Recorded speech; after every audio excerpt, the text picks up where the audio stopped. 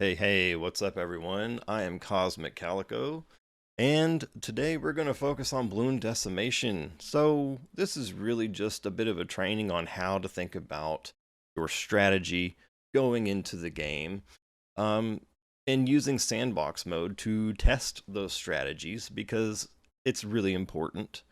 And at the beginning of the game, with easy mode, medium mode, and stuff, you can willy-nilly your way through round 40, 60, 80, or whatever. But when it comes to chimps, you have no choice but to put in the practice and then test your hypotheses and see what works. So that's what we're going to focus on today. Let me fire up the game. I've been testing a strategy that is pretty much close to beating chimps, but round 99 is kicking my tail. Once you've beaten standard, and I believe it's just, if it's not just standard, it should be impoppable. One of these unlocks Sandbox mode. But this is where you're going to start when it comes to how do I beat chimps, or how do I beat these really challenging free play rounds. You just go in here and you can set your round, right? 99. That's the round that's currently causing me strife. There have been some things in testing, right? Originally, I wanted to do this with dart monkeys. Like, that was the whole point of the title, was, you know, a million darts per second, right? Well, when you realize that even with a crossbow master, for example, which is going to be a 0 to 5, he's not really going to get a million pops per second or whatever. But the point is, with using support towers such as Alchemist or a primary monkey village tier 1 top path, you can increase his popping, pierce, and range a fair amount, which is beneficial. But I found out through my hypothesis testing that that actually was not the best plan. So I played around with it for a while until I tweaked it, and then I found something that is pretty darn close to working here. The biggest problem with this map in chimps, specifically on round 99, really the whole 90s, is the DDTs. So you have to have solid DDT popping power. Well, there are quite a few towers that are good for that, and realistically, I just want to make what I'm doing work, right? I could actually replace this dude with an ice monkey on top, as a 205 icicle impale, and probably not have as much of an issue. But that's just not what I want to do. I want to make this work because, well, it's broken in a way, but it's broken in a way that allows other towers to do their jobs, right? So certain things end up acting as support, which we are using a support tower here, being the engineer. And we picked Adora because she has a lot of popping power. But there's another problem with these later rounds, particularly with this map, and that is leads and ceramics. And that is exclusively why we're going with Inferno Ring here. So originally, I wanted to try and make this work with Operation Dartstorm, but it just wasn't enough power, and there was a happy accident where I misclicked and actually went 250, and that so far has been a happy accident, which has worked. Figure 8 would be very, very specific. Now, could I make those two work out? Yes, probably. I would need 2 of these on top path in order to probably make that work. I'd need one here, and then I'd need one right here. So another goal of this particular setup is that I can cover the whole map with just these towers. But in order to increase our popping power and pierce speed, we're going to need a little boost here from our friend the Alchemist. An overclock, because you're simply not going to afford ultra boost in chimps, but overclock, when timed right, helps tremendously with oversized nails and pin, and I've put him on strong, and so far that has seemed to work the best. Now there's something that's important to note. When it comes to range in monkeys, oftentimes you can go just outside of the displayed range here, and that will allow you to get just a little bit further ahead. And this depends on what monkey you're using and what path you're going with. And for him, I'm putting him on last because Adora is handling everything coming up front. So what he's doing with this first last is he's getting things before they can get worse, or at least that's the plan. Whereas Engineer is on strong, so he's taking down leads and ceramics as they come right up front. And we get a little bit of extra lead popping power from using our alchemist. In testing this strategy, right, one of the hardest things is really getting your hero to the right level. Typically, you know, if you don't pay to upgrade them, in Chimps mode, what I'm noticing is you're gonna get around 11 to 12, sometimes 13. But you need to be at a specific level, or you need to have a really tight timing with the abilities that you choose. Let me show you what this looks like, and I have it purposefully slow. Keep in mind, I'm legally blind, so when things get really heated in these later rounds, I'm like, oh man, you know, I can't really focus. This is too much visual information at once for me. We want to ultra boost him at the right time because he has the most DDT popping power. If we use ground zero right there, we just lost again. It's a tough round, even when you have all of your powers available to you. And that's not always going to happen in a real game. You have to figure out, when do I need to use my abilities? There are some people out there who think that spamming abilities is ridiculous. I tend to disagree with that. The reason is, while yes, you absolutely want to be strategic with when you press that button, you also have them, so use them. Of course, don't use them if you don't need them. But hey, if you're in a pinch, try not to panic too hard, but use them to your advantage when it makes sense. Don't be afraid to use your abilities. That's why they're there, and it doesn't make you a bad player to use them. It's not a crutch, although I can understand the viewpoint that it could be, but again, they're there. They're made to be used, so use them. Can we effectively get through round 99 in any way, shape, or form? Yes, we can. It's just a matter of testing. So let's do that one more time. And wait for those DDTs. We know they're coming right there, so then we will go with Adora, use her ability. Bam! That is how we take care of round 99. But it looks right in theory, and it is right in theory. But when we go into the actual game, this will not play out as perfectly as it just did, and that's where the difficulty curve really comes in. It can be difficult to get your timings right in the real game, and that's perfectly fine. You're gonna lose a lot. You're gonna have to lose a lot despite all this testing in order to get better at Bloons, and that's just how it is. It sucks, right? But when you know your strategy works, you waste a lot less time getting to the same point. Can we slam it with Chimps? Let's find out. Now we can pretty much just sit and chill while everything gets to popping. These first rounds are really pretty much a breeze,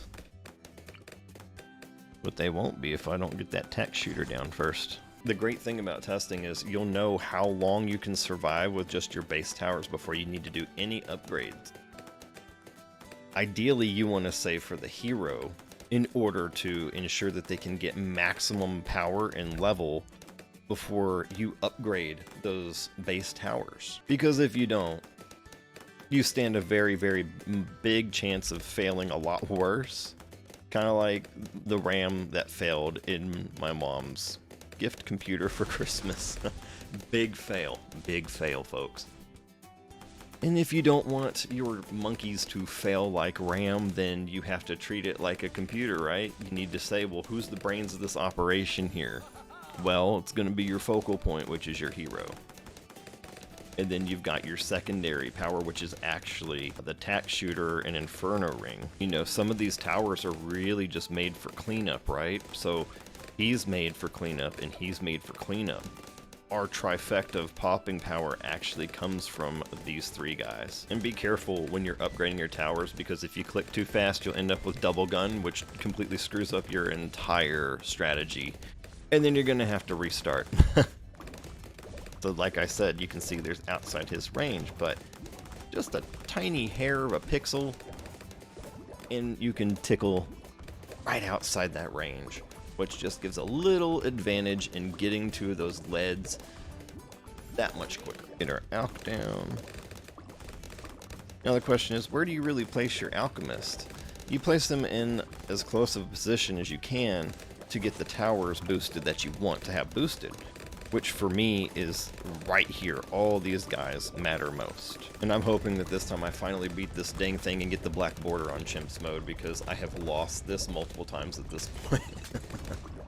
It's been a big ol' wrong fest, if you remember Superman Returns. By TMND, those were the days, right y'all? Memes before meme was a word. Now, something else that could actually work out and help us here. Through further testing, you might find that tier 2 might actually work better, because he eventually transforms into a really big monkey that has a ton of popping power, because monkey science is incredibly vital to monkey life.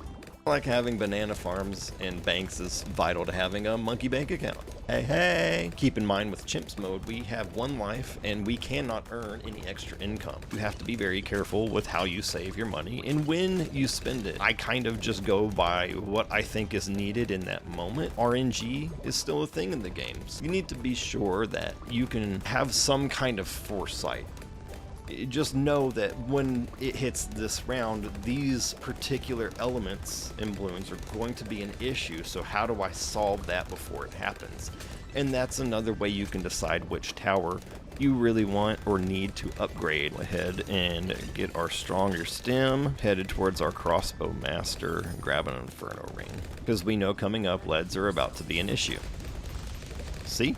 Reinforced leads at that. I could spend money to unlock Adora's levels, but that also becomes more expensive, and then it takes away from what you should be upgrading. Certain rounds in your testing in Sandbox mode will tell you kind of when around you want to start using your abilities, and it comes with these bigger clusters that pop out of the Moab.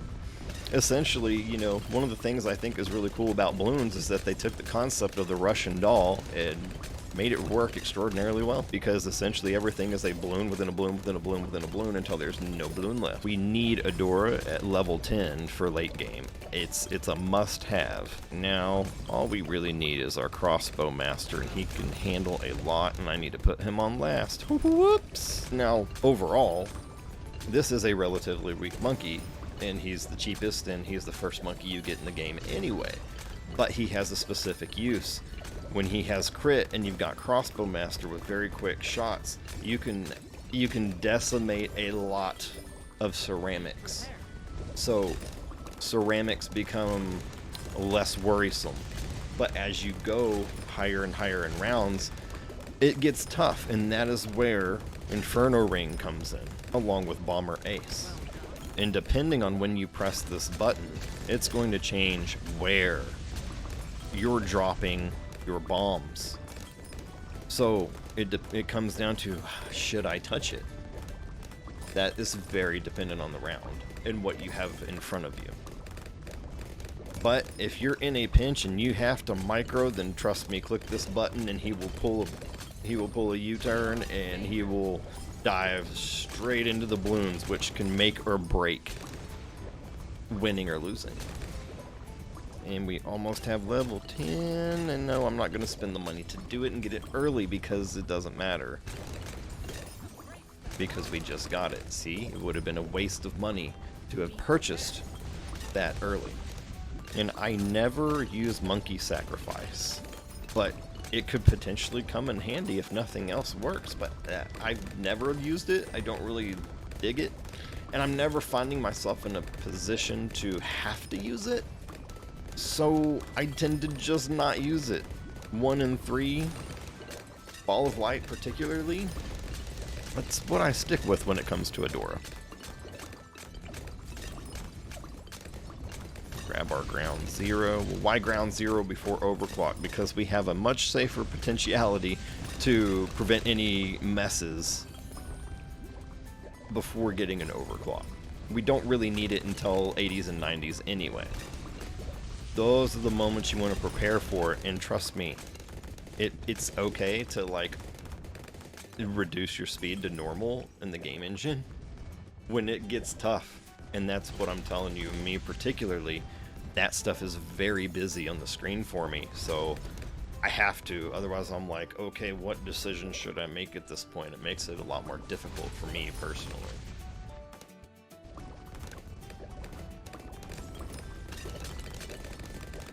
But we must have an Inferno ring before we hit round 90.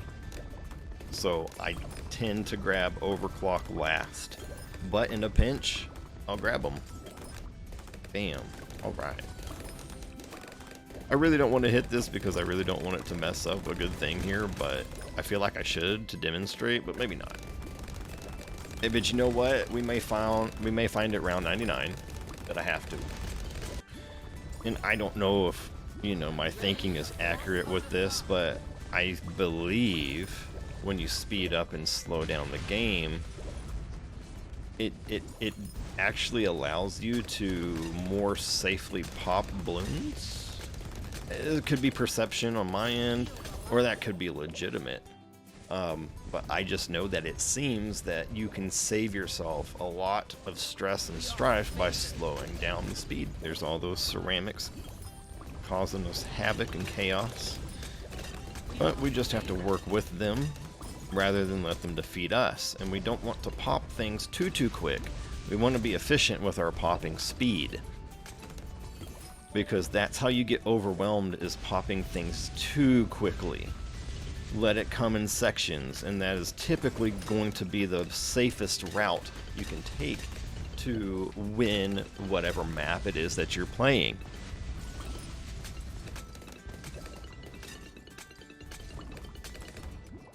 And it can still be difficult, you know? Don't think that this game is simple. It's deceptively difficult, and it requires deep strategic thinking. It's not just some kid's game. Although the art style is very, you know, teen, kid plus, it's actually one of the most ironed out and specific strategy games that I've played. Outside of things like, you know, Faria, which is more of a deck builder, but point is, it's strategy at its core. Field Runners 2, what else out there do I have that I can think of to compare? It doesn't really matter right now. Point being, Bloons has one of the most unique strategies, and I didn't play Tower Defense when it was out, you know, back in the Flash days. I was playing Bloons Super Monkey on Congregate, blasting the dog shit out of whatever was on screen, because that was a super fun game. So I ended up in BTD6 through many years of just playing Super Monkey over and over again. So I think it was about 2017 or 2018 when I saw it on Steam, and I was like, oh man, I was like, I didn't know this was a thing, so I snagged it, and here I am now. This is what I'm talking about. It's been slow this whole time, but you see how much more efficient everything seems to be working and operating, and you're like, dude, Calico, upgrade it. Yeah, I'm going to. There, now it's upgraded. And then we will grab overclock last, and I'm only going to be using overclock mainly on Adora and our Inferno ring, especially with timing the DDT arrival, which will be in 4 or 5 rounds. So the question here is, well, do we want to use an ability right now? Probably, because they're not getting popped fast enough. So it's meeting that little area right in the center there, right? So we can get the ZOMGs down into BFBs, into Moabs, and he can handle the cleanup before it gets bad, and he handles everything on the way there, while he's still, you know, decamo-wizing and doing more damage to Moabs. We're going to need that overclock here pretty dang soon. And we got 2 grand more to go, 1500-ish. Gonna slow that down. And I am not using any abilities right now because we need them for 90 plus. Period. Or at least I do. Here we go. This is exactly what I'm talking about. And DDTs are fast. really fast. So you need to be sure that you can, in fact, take them down. We are almost to our overclock. 93 in particular, and 95. Woo boy. So I'm gonna go quiet for a moment. Need to focus.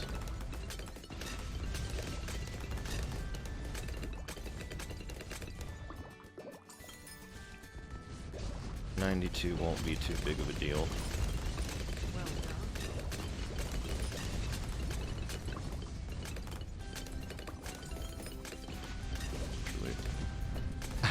Wrong button.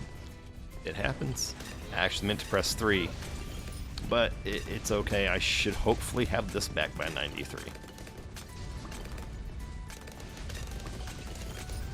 It's about keeping everything tame. That's the goal. But DDTs are very difficult to tame.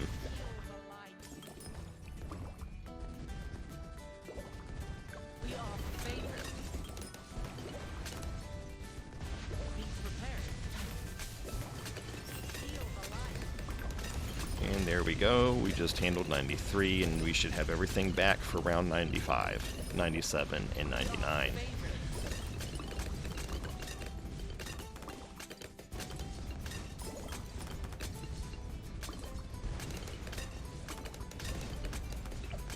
I'm gonna do it and hope it doesn't screw me up, just to prove a point. See, now he's going right back over the top of them, right head on into them. You see how it changes everything.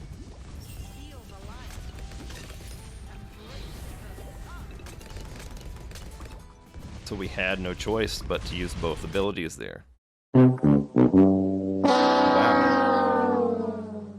That's a first. And I have no idea what just happened and why the game crashed out like that. That is just ridiculous, folks. But that's what happens when you go live, right? Unexpected things occur. So now we have no choice. Have to do it all over again. Ideally, I would love to not upgrade any of these until I can buy a Dora, but that is really difficult. Like, to have her by round 10 or 11, whoo boy. You have to put down 2 chimps and hope that, you know, I should say 2 monkeys. Chimps, monkeys, whatever.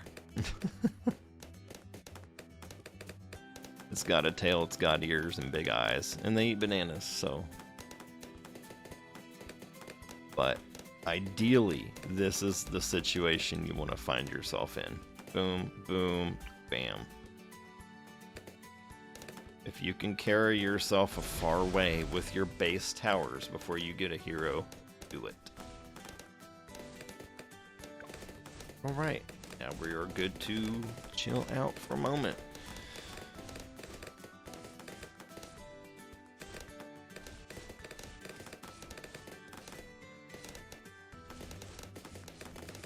I truly don't believe there are any bad strategies in BTD6. I believe that there are simply a lot of things that you could try, a lot of things that you could do, and no strategy is ever going to be concretely perfect, even if it's 2 tower chimps. So it's, you know, a lot of people think that, hey, pro players are they're just naturally good. No, man. We spend a lot of time in sandbox mode. And even then, we still lose. And we lose again. And then we finally get that one little pixel placement right, and it makes all the difference in whether or not you win or lose. But see, right there. So now I got a hammer on it in order to catch it. Because I haven't upgraded anything yet, because having a Dora get more would be great. But you know what? So we have a little safety net there.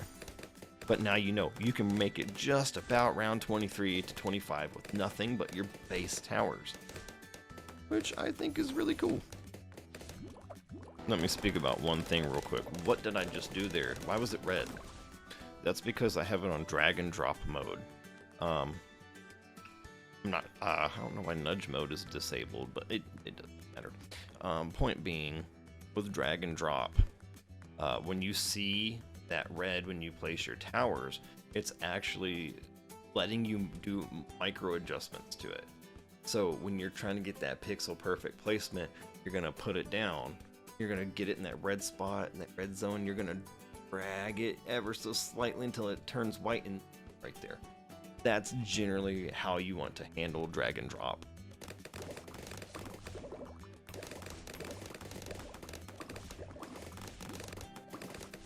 But y'all saw what happened last time when I hit this button.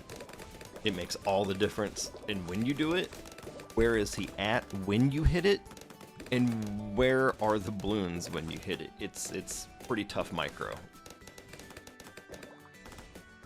And by micro, I don't mean dirty jobs, folks.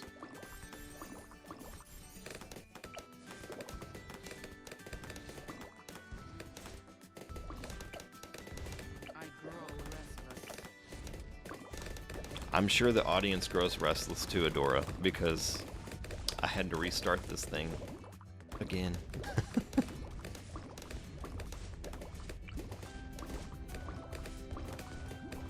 So see, I clicked, and now he's placed, but he's not truly placed until we do that.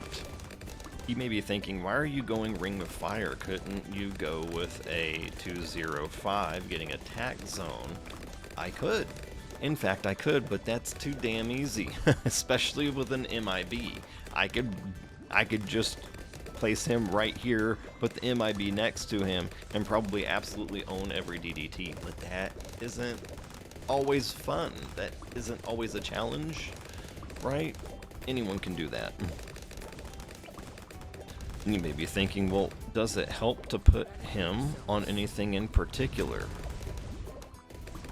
In my experience, in my knowledge of the game, not really, because he's more of a support tower unless you go Unstable Concoction, where he actually can do a lot more. Now, if you go Bloon Master Alchemist or whatever, then a lot of stuff becomes really easy, but it's essentially pointless in chimps, because you don't make any money off of those bottom path upgrades. So you really are focused on pure support, or can I do a little support with a lot of popping power? I still haven't even gotten pin yet. Okay. But see, that shows you how far you can go with just something like that. Sometimes it can help to put her on strong in a pinch, but I tend to leave her on first depending on the map, and here I'm just gonna leave her on first. And by the way, I'm not too sure how long my camera lasts exactly. It's a new one. I think it's somewhere between 30 to an hour, so when this thing bleeps off, hopefully it'll hold up the whole stream here, but if not, next week should be better to go longer. Sorry if y'all think I'm being weird with my shoulder, but I'm still recovering from rotator cuff surgery, so gotta keep it moving when it starts to feel stiff, or when it starts to feel a little weird.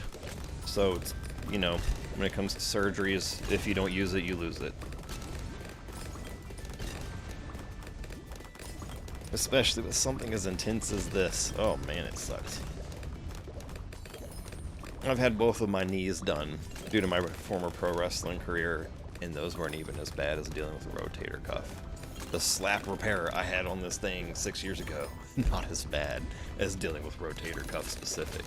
Oh boy, I hope y'all don't have to deal with it, but if you do, get that nerve block and be sure that you get to moving it immediately. Do not sit around on it, you know, whatever, a first day, and you come out of surgery the next day, be working that arm. Man, this game is going pretty good. I don't want to jinx myself, but I feel like RNG is shining in our favor this time, because Bomber Ace is nailing everything very perfectly. Like, and this just goes to my point about that pixel of placement, and I feel like he's even placed in a slightly different position. I tried to get him right here, but I'm noticing the gap, which is where he would be standing. So this is where it's like when everything just aligns. just to be safe. And that was why we did that, to be safe. And it worked.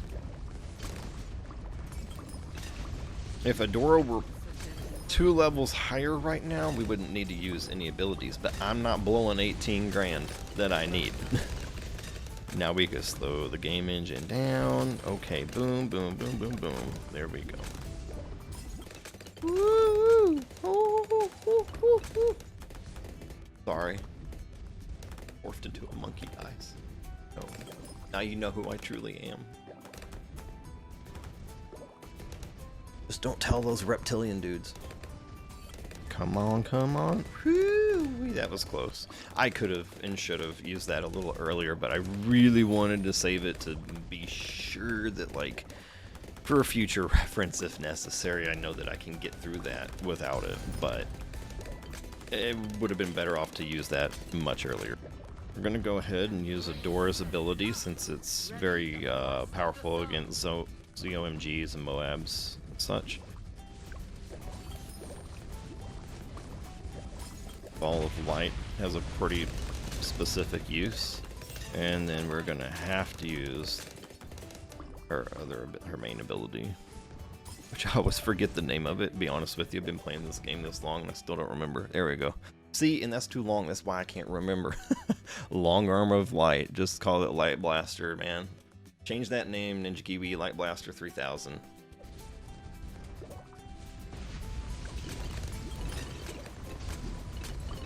But, you know, it's map wide, long arm, yada yada. Alright. Inferno Ring. And then we will need Overclock. And finally Ground Zero.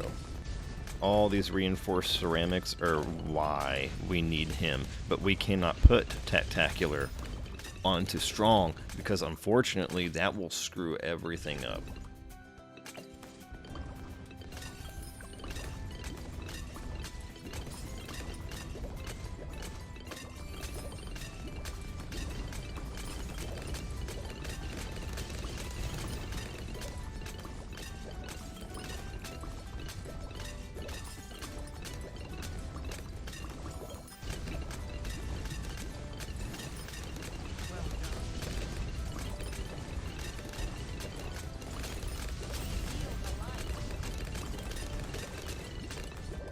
So why did I use Long Arm of the Light there instead of Ball of Light? Because he was handling all those really well. What we needed was cleanup in that situation, not power. And I know that oftentimes cleanup and power can be synonymous, but it's a specific usage in that particular case. There may have been another case, like for example, if that was a ton of ceramics, I would have used Ball of Light there.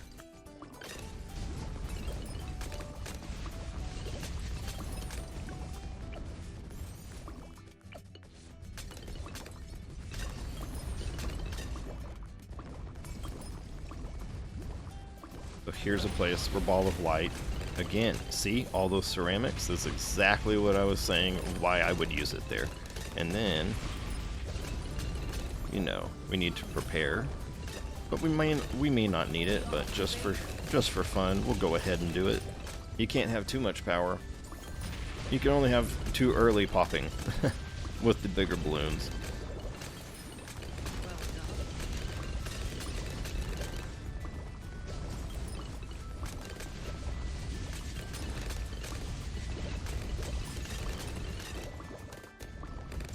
Almost to our ground zero. Be alright without overclock to that point, but 93 and beyond, we have to be very smart with our timing and usage.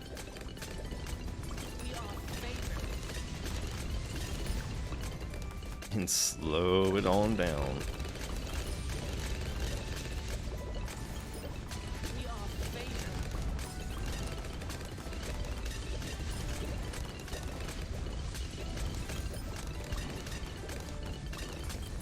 Right now, everything is popping at a good pace, so I don't want to use any abilities right now, but for 93, we have to overclock him and we have to use Ball of Light.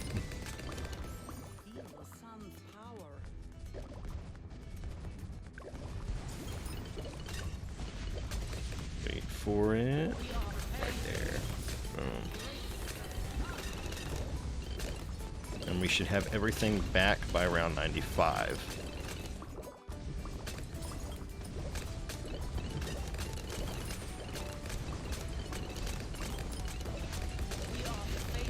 Oh boy.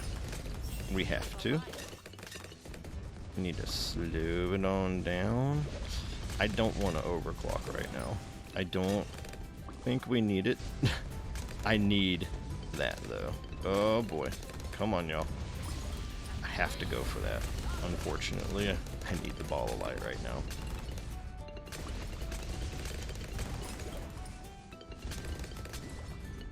Come on. Handle it. Handle it. Alright.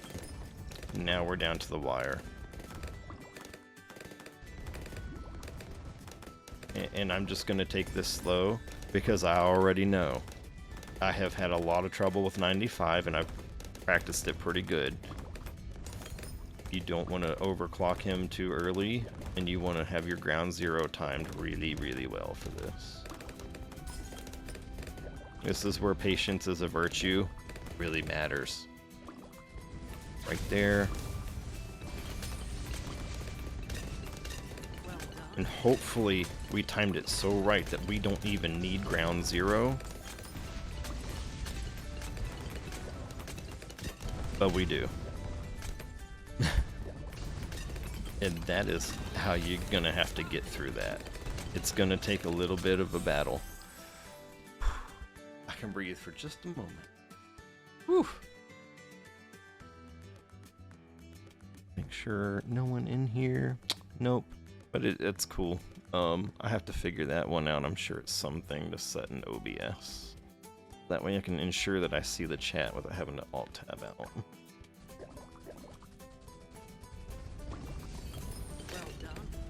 We should be good until 97 and 99. Now it comes down to, do I use an ability or not? Well, let's just see what happens. But we shouldn't need to, with the slight amount of slowdown that the engineer monkey provides us with. Oh boy, oh boy. Yeah, phew. Alright, we did it. Now we have to be even more careful. We have to make sure our timing is pretty impeccable, because DDTs are about to fly out here and say, screw you. I have to use Ball of Light at the very least here. Why didn't you do it earlier? Because I need the ceramics to just meet here and just get destroyed. And so far that seems to be the case. Oh no. Okay. Long arm of the light. It's okay. Because we have the two important things that we're gonna need for 99. Made it through there. Let it do its thing right now.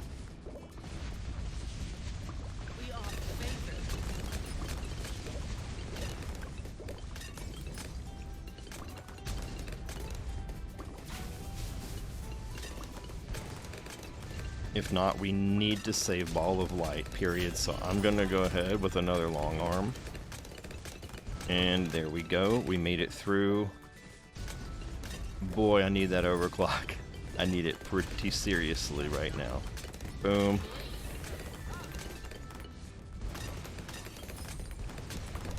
Boom. Oh, no, no, no. Oh, son of a... This is my whole point right here. If I didn't have to use that overclock, we would have just won and beat round 99. It's that critical to have an overclock for the Inferno Ring at round 99, folks. But it's also tough to get that timing right.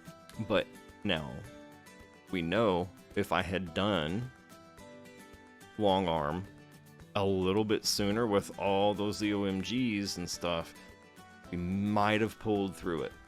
Let's give it one more shot, and then I'm going to call it a day on this stream. Again, you know, I know that people probably watch streams hoping to see you win, right? But no one sees the defeats, right? No one sees the losses. At least not all the time, you know.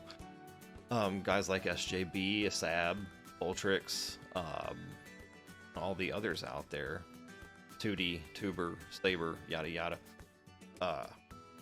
they don't always show the defeats, but I appreciate when they do.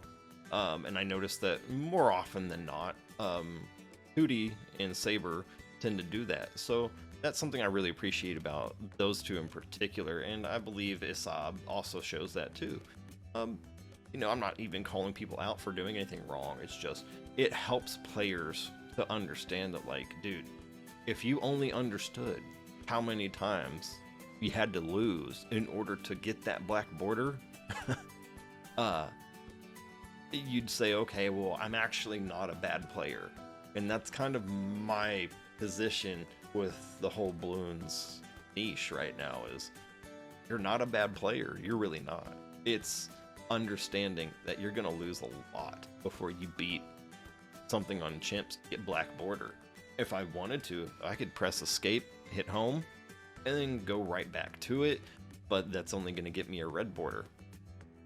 It's just one minor sticking point with this round, because I know the strategy works, but because of RNG being a little different each time, it's making sure that you get that timing of those abilities down, like really down. And it's not easy. And it's gonna take time until you get it. And then when you do, you're like, hey guys, look at how much I failed before I got here. I didn't just place it down and then, oh, suddenly I won. It never really works that way. So let's give it one more try. And if I don't win, then we're gonna call it quits. And then now you understand that, like, no, it's not what you think it is, and people lose a ton. So don't let the trolls get to you, or people tell you that, oh, that's a bad tower, right? Everyone seems to hate Ice Monkey, but Saber, and even myself, dude, I love Ice Monkey. He has a very good use. And at this point, you could say, well, why don't you just use Ice Monkey there instead? Because I really want to make it work. Because this guy is so expensive, right? I believe he's 450 or 430. So you're like, well, couldn't you just put him down and then go with that? Okay, we'll find out why not. But then again, RNG could bless me and say, here you go. But the odds of that are pretty slim. And this is why we put him here, because he can cover all of that might slip through. And I'm showing this in effort to explain why having a Dora as early as possible is very critical. But without some very specific placements, it's not going to happen when you think it should or want to. You see? That right there is exactly why. Now, if I had had faster shooting, I might have gotten them. But this is why I'm doing it the way that I am. So now you've seen everything that I've tried and why I'm setting things up to be a certain way. I'm just going to be very honest about something right now, is I really don't understand the overly competitive aspect of this game, because there's literally, it's not like Feria, for example, where they hold cash competitions. I've never seen that in Bloons. I've never seen that at all in this community. So unless there's something I'm unaware of, I don't understand the point in taking it so seriously. Like, just because someone is considered a pro, that doesn't mean that they just place Monkey's Den and win all the time. There's no head-to-head, right, outside of the ranked leaderboards, which is all time-based anyway. So this idea that, like, you need to be super competitive or shoot someone down or say, oh, their strategy is so bad. Well, dude, you know what? There's literally over 300 plus, probably I think it's actually closer to 600 combinations between tier upgrades, the amount of monkeys, and everything else. That there's literally no real wrong strategy, and you don't need to take it so serious. You just have to experiment. Everything is like science in this game, and I mean that very seriously, because you have to say, I want to use these monkeys. This is my hypothesis, because this monkey can take care of this one can take care of this, and this one can do this. Now, is it possible, of course, with 2 tower chimps? Yes. To say, I can get this one monkey who can do all of this, and this monkey who can do all of this. For example, whoop, sorry about that. Hope I didn't bust your ears by smacking the mic just now. But point being here, oh no, get him. Okay, cool. Point being that you don't have to feel like you're a horrible player or feel like you have to hold yourself to some standard in this game, because this right here is the actual reality of it. Y'all think that Bungie just goes out there, places some stuff down, and then nails it the first try?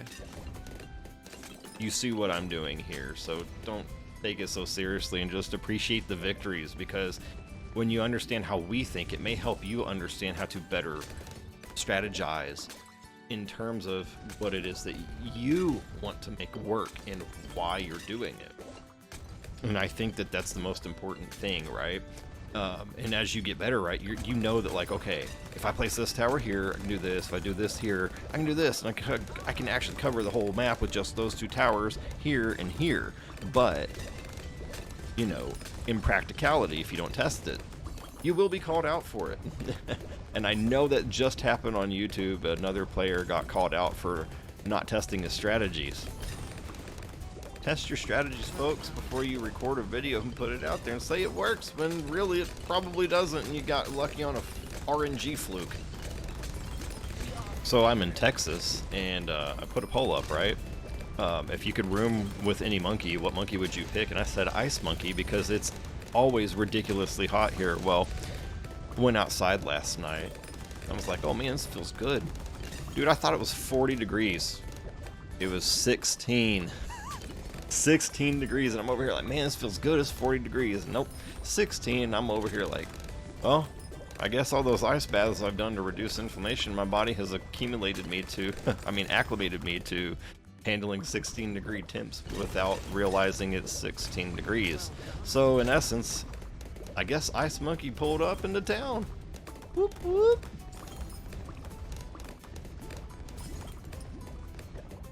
Yeah, Santa doesn't deliver the gifts, folks. It's actually Ice Monkey. So he goes around with what's his face? Oh goodness. Not Churchill, was it? Whoever just got the new sled. Yeah, that's how they actually deliver gifts to human and monkey kind.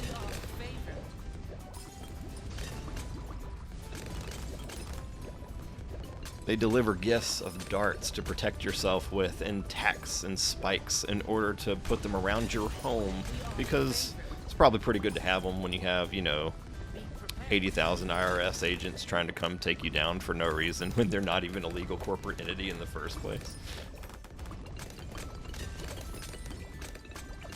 They are in fact a Puerto Rican company, and there's a difference between Internal Revenue Service and IRS. They are two separate entities.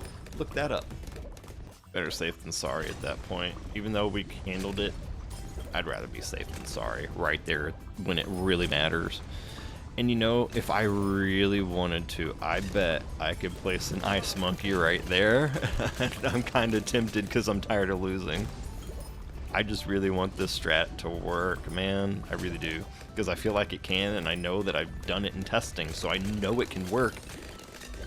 It's just sometimes testing does not correlate to actual gameplay for programming reasons I know absolutely nothing about.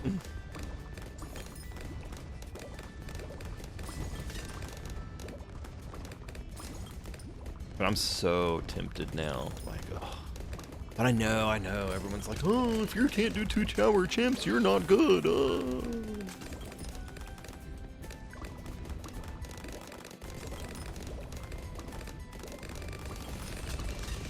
And I really don't believe that 2 tower chimps should be everyone's goal. It takes a lot of practice in sandbox mode to make 2 tower chimps work, and you know, you're gonna end up testing basically your odd number rounds: 60, 63, 65, 79, 8, 7, 9, 93, or 93, 97, 95, 99. That was totally out of order. My brain went sorry about that. Ideally, we want to try and save this as much as possible. I will show you real quick why I won't put him on strong. You're like, but dude, like, no, they just like, no. Nope. for specific things, it will make sense. But you really want him on first, for the most part. Because if he's just handling strong, well, what happens when it's a purple balloon or something that just goes right past him and then you're dead? Or some weird zebra that, you know, makes it through. You know, it could be anything that happens. So you want to be sure he's getting everything up front before it can get worse.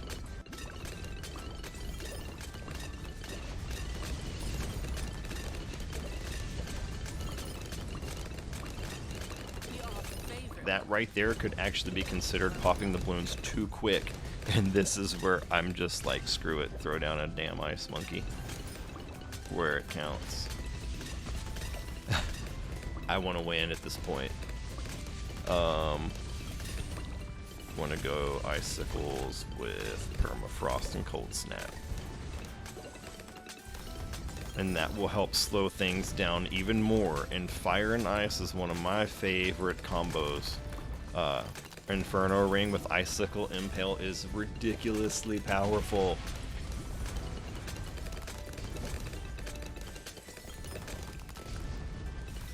And I really don't care how many monkeys it takes me. Yeah, I want to limit myself, but at the end of the day, it's about getting that V for victory.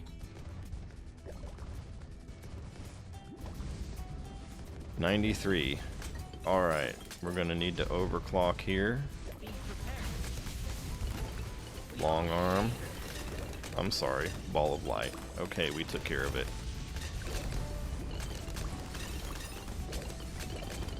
I'm gonna find out why Ice Monkey is so good. And I will probably do a whole video about why Ice Monkey is so good despite what everyone believes out there. Go ahead and use our long arm here. We need to pop these a little quicker. But look, as he gets him, as he slows them down, you'll see why this works. He gets them more than once, so he's constantly refreezing them for him to come in and say, ah ha ha ha, bye. Burn into oblivion.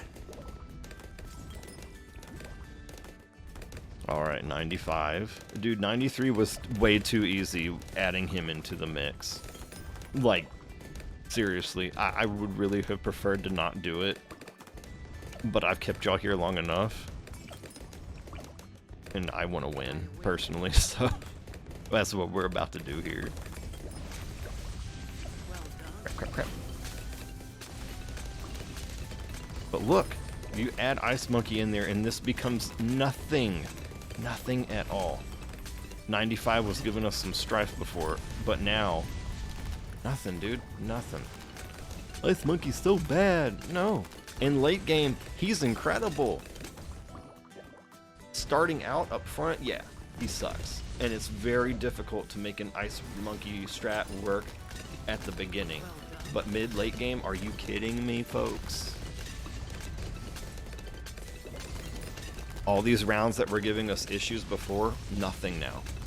And that is another point, you know, this strategy can work, but it requires such precise timing and technique that, like, you eventually want to win, man. And when you know that there's a solution, just use it. Don't let other people tell you that you're a bad player or something because you're not doing something that they can do or that they perceive as somehow incredibly great. You have your own mind, your own thoughts, and your own unique reasons for doing how and what you're doing, and I think that is exactly how you should stick with it.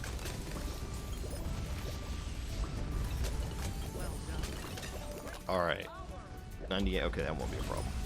98 will be a simple match. But if we can get that Icicle Impale, you'll see just how much even, like, easier this gets. Alright, we have to. Gotta. Ain't got no choice.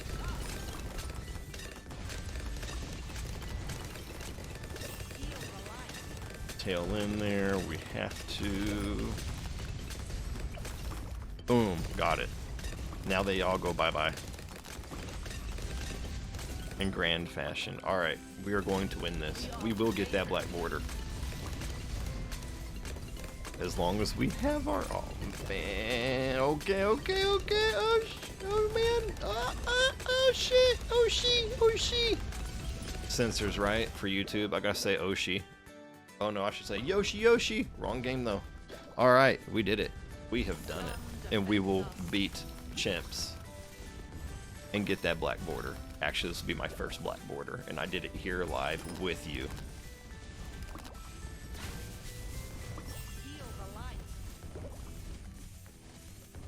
And there goes the camera. But we about to smash this. And I'm glad that you're here with me to do it.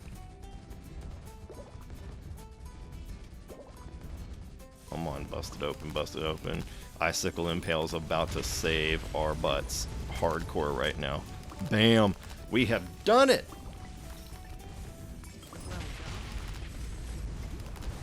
And just because I can... Boom! We did it. How's that for a Christmas gift? My first live and my first black border chimps. And I got a craptastic spike factory. Thanks for this terrible spactory victory. But I'm going to take it anyway. Bam. Whew.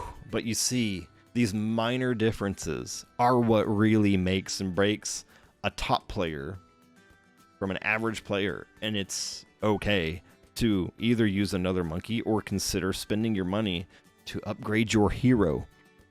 But thank you for joining me live, and if you didn't, that's also my fault because I didn't really make a post on YouTube about it. I'm still waiting for Restream.io to fix my account. I have a lifetime with them that I bought a few years ago, and for whatever reason, I can't relocate my account, but hopefully next time that won't be an issue, and then I can game the YouTube live algorithm, much like the Spiffing Brit does, and, you know, rack up a ton of viewership. So thank you for joining me and watching me get my first black border, and go get your own now. Now you know what you can do to at least get one, at least for this map. Have a Merry Christmas, and I will see you guys next week on Friday from 12 to 1. Have a great day, and don't get too punch drunk on that eggnog.